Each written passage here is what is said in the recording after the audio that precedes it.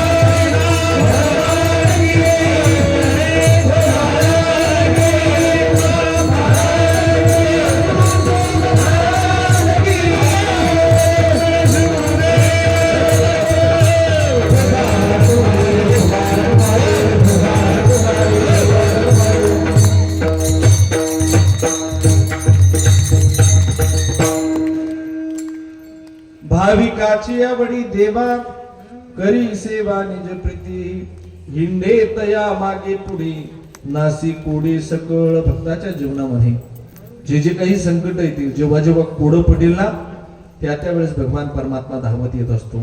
त्यांच्या मागे पुढे असतो तो भगवान परमात्मा. आपण द्रौपदीचं उदाहरण पाहू शकतो. चिंधी बांधते भोटाला, चिंधी बांधते द्रौपदी हरीच्या बोटाला.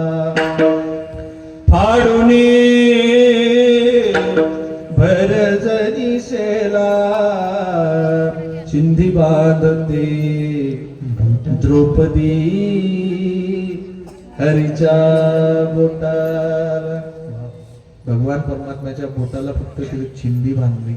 लक्षात घ्या, त्या चिंधीच्या बदलामध्ये भगवान परमात्म्यानं द्रौपदीला नुसते वस्त्र पुरवले नाही. गड्या वस्त्र पुरवले नाही. कौरवी पांचाळे सवे माझी आणि सवे माझी आणि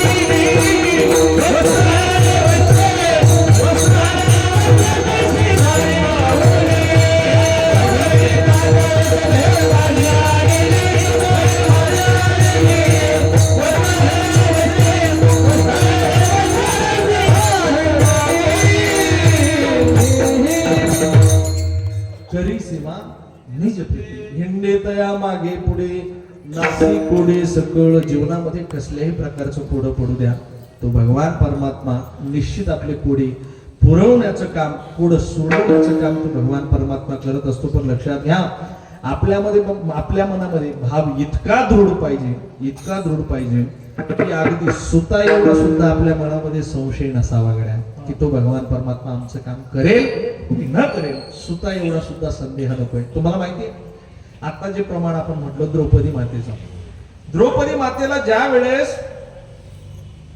सभेमध्ये ओढून आणलं, तोपर्यंत द्रौपदी मातेनं देवाचा धावा केला नाही केला. का? कारण की द्रौपदी मातेला माहिती होतं माझा एक पतीची ताकद एवढी आहे, या पृथ्वी तलावरील सगळे क्षत्रिय संपवण्याची ताकद एका पतीमध्ये. माझे एवढे पती, 5 पती ज्या सभेमध्ये बसले, त्या सभेमध्ये मला कोण हात लावेल असं द्रौपदीच्या डोक्यात होतं. तिथे गेल्यानंतर सगळे पतींची मान खाली पाहिल्यानंतर द्रौपदीचा तिथून विश्वास उडाला. पण द्रौपदीला असं वाटत होतं, ज्या सभेमध्ये द्रोणाचार्य असतील, ज्या सभेमध्ये कृपाचार्य असतील, ज्या सभेमध्ये पितामह भीष्मांसारखे महारथी असतील, त्या सभेमध्ये एका अबला नारीवर कसा काय अत्याचार होऊ शकतो? होऊच शकत नाही अशी भावना तिच्या मनामध्ये होती. तोपर्यंत तिला देव आठवला नाही, तोपर्यंत नाही आठवला. नंतर जेव्हा सगळ्यांच्या माना खाली पाहिल्या, मग मात्र द्रौपदीच्या लक्षात आलं की आता याच्यातला आपल्याला कोणीच वाचू शकत नाही, कोणीच वाचू शकत नाही. मग द्रौपदी मातेनं स्वतःच बळ तयार केलं.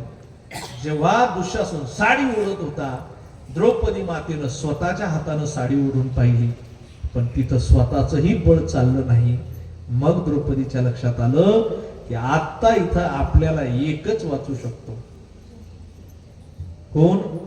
द्वारकेचा. कोठे गुंतलासी द्वारकेचा राया, कोठे गुंतलासी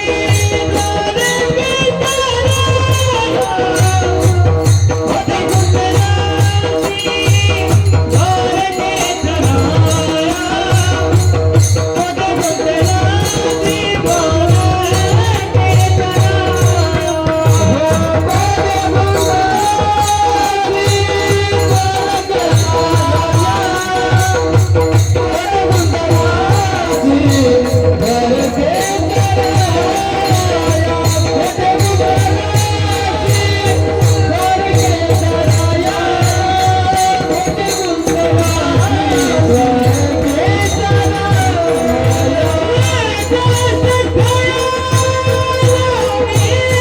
गुंतलासी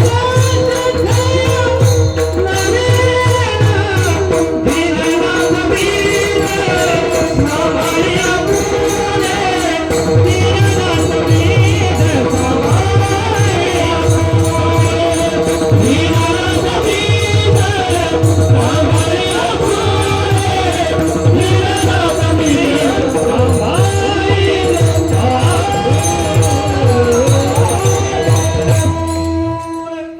कोठे गुंतलासी द्वारकेच्या राया, वेळ का सखया लावी दीनानाथ ब्रीद सांभाळिया पूर. देवानं तोपर्यंत तेवढा वेळ घेतला. नंतर द्रौपदीने एक दिवस विचारलं, काय रे देवा, एवढा भर सभेमध्ये माझी आबरू लुटली जात होती, कुठे होतास? का नाही लवकर आलास? मग एवढा वेळ का लावला? त्यावेळेस देवानं सांगायला सुरुवात केली, द्रौपदी, जर तू तुझ्या महालात जर मला आवाज दिला असता तर मी तिथंच दुःशासनाला मारलं असतं म्हटले, पण तुला नेऊ दिलं नसतं. पण तोपर्यंत तुझा मनामध्ये माझ्याबद्दल तेवढा दृढ विश्वास नव्हता. तुला वाटलं होतं माझे पती वाचवतील, तुला वाटलं होतं पितामह भीष्म वाचवतील, द्रोणाचार्य वाचवतील, कृपाचार्य वाचवतील, तुला वाटलं माझी ताकद श्रेष्ठ असेल, मी याला धरेन.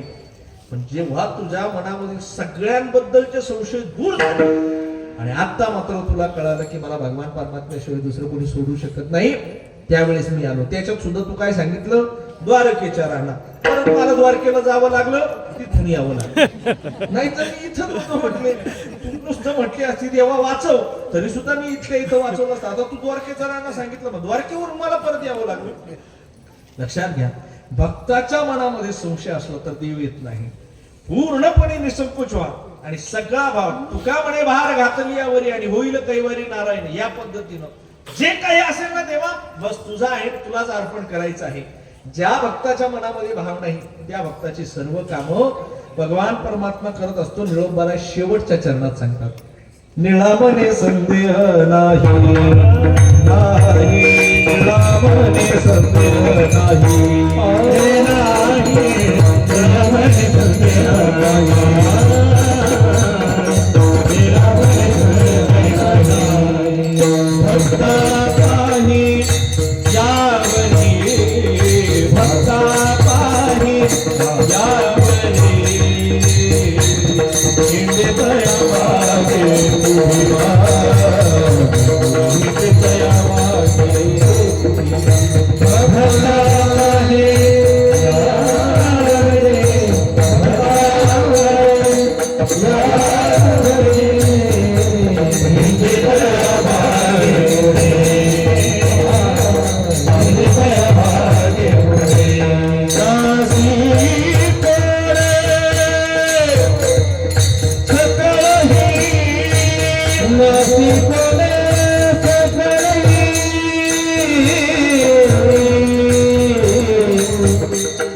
नादे